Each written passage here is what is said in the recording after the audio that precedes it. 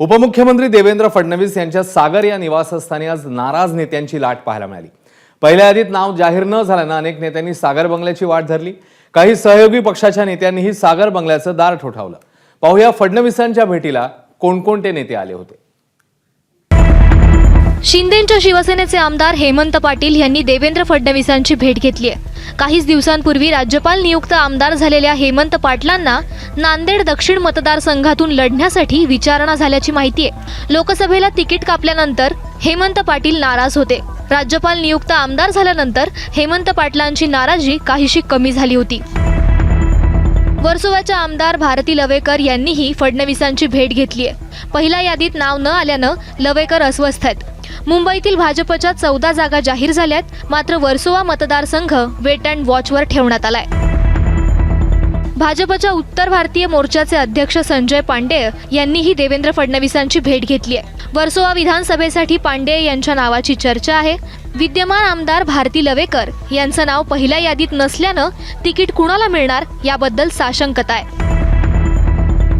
नाशिक मध्याच्या आमदार देवयानी फरांदे यांनाही पहिल्या यादीत वेटिंगवर ठेवण्यात आलंय।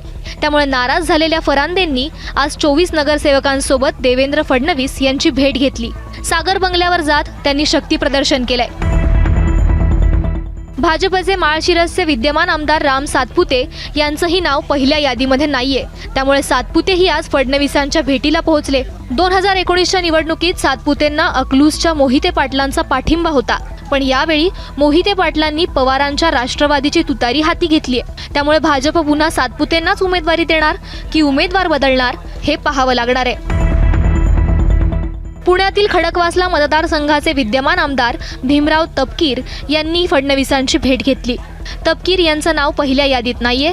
खडकवासल्याच्या जागेवर अजित पवारांच्या राष्ट्रवादीचाही दावा आहे। त्यामुळे खडकवासला मतदारसंघ नेमका कुणाला सुटणार याबद्दल साशंकता आहे।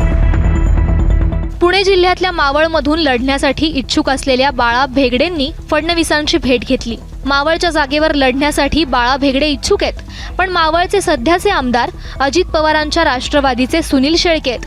त्यामुळे जागा वाटपात हा मतदारसंघ कुणाला जाणार यावरून बाळा भेगडे अस्वस्थ आहेत। जागा वाटपामध्ये जे काही ठरेल त्याच्यानंतर चित्र स्पष्ट होणार आहे, परंतु अजून मावळच्या जागेच्या बाबतीत कुठलाही निर्णय झालेला नाही। 100% भारतीय जनता पक्षाचे कार्यकर्त्यांच्या माध्यमातून जो काय आमचा पक्ष निर्णय करेल त्याच्यासाठी आम्ही आशावादी आहोत। मुंबईतल्या बोरीवली मतदारसंघाचे विद्यमान आमदार सुनील राणेंनीही देवेंद्र फडणवीसांची भेट घेतली। पहिल्या यादीत सुनील राणे यांचं नाव नाहीये। बोरिवलीतून माजी खासदार गोपाळ शेट्टी यांच्या नावाचीही चर्चा आहे। मुंबादेवीचे माजी आमदार अतुल शाह यांनीही सागर बंगल्यावर जात फडणवीसांची भेट घेतली। मुंबादेवी मतदारसंघातून लढण्यासाठी राष्ट्रवादी आणि भाजपमध्ये रस्सीखेच सुरू आहे। अतुल शाह मुंबादेवीतून लढण्यासाठी इच्छुक आहेत। अंधेरी पूर्व मतदारसंघातून लढण्यासाठी इच्छुक असलेल्या मुरजी पटेल यांनी फडणवीसांची भेट घेतली। पोटनिवडणुकीत माघार घेतलेले मुरजी पटेल विधानसभा निवडणूक लढण्यासाठी इच्छुक आहेत। भाजपच्या पहिल्या यादीत अंधेरी पूर्वच्या उमेदवाराची घोषणा करण्यात आलेली नाहीये। सायन कोळीवाडातून तिकीट मिळालेले कॅप्टन तमिळ सेल्वनही आज सागर बंगल्यावर पोहोचले।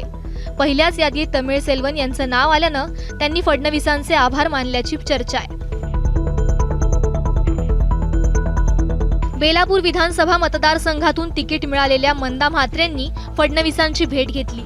पहिल्याच यादीत तिकीट मिळाल्यानं त्यांनी फडणवीसांचे आभार मानलेत।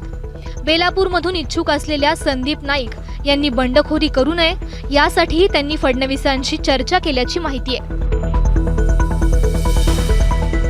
नाशिक जिल्ह्यातल्या चांदवडचे आमदार राहुल आहेर यांनीही फडणवीसांची भेट घेतली। आहेर यांचं नाव पहिल्याच यादीत जाहीर केलंय। आहेर यांनी याआधी निवडणूक लढणार नसल्याचं सांगितलं होतं, तरीही त्यांना तिकीट जाहीर झाल्यानं आश्चर्य व्यक्त करण्यात येत आहे। श्रीगोंद्यातून तिकीट मिळालेल्या प्रतिभा पाचपुते आणि त्यांचे पती बबनराव पाचपुते यांनीही फडणवीसांची भेट घेतली। पहिल्याच यादीत नाव जाहीर झाल्यानं त्यांनी फडणवीसांचे आभार मानलेत।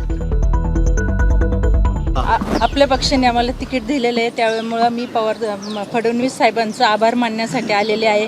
कारण आम्ही कुठलंही शिष्टमंडळ आणलं नव्हतं किंवा कुणी उमेदवारी मागायला आलं नव्हतं. आम्हाला फक्त पाचपुते फॅमिलीमध्ये उमेदवारी हवी होती आणि ती आम्हाला साहेबांनी दिलेली आहे, म्हणून आम्ही आभार मानण्यासाठी इथं आलो होतो. काही ठिकाणी प्रमुख दावेदार आहेत.